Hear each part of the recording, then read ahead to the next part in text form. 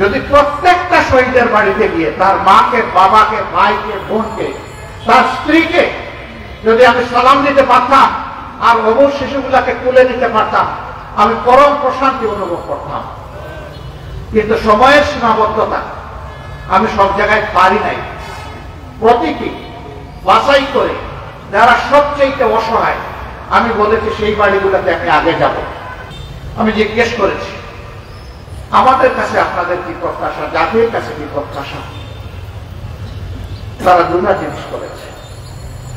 একটা বলেছে আমরা খুনিদের বিচার চাই,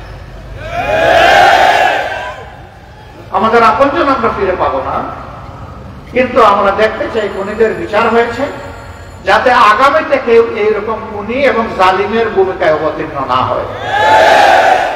আল্লাহু আকবার।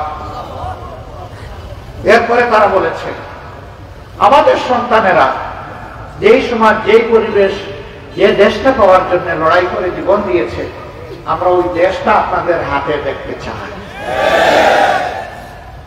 বলেছি একটু কি আরো ভেঙে পড়বেন, সে দেশটা আপনারা কেমন চান?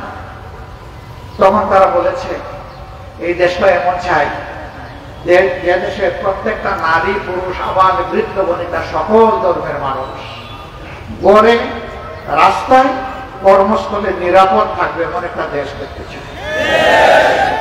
এমন একটা দেশ দেখতে চায় যেখানে মানুষ ডাকাত, চোর, চাঁদাবাজ, দুর্নীতিবাজ, ঘুষখোরদের জ্বালায় অতিষ্ঠ হবে না, এমন একটা দেশ দেখতে চায়।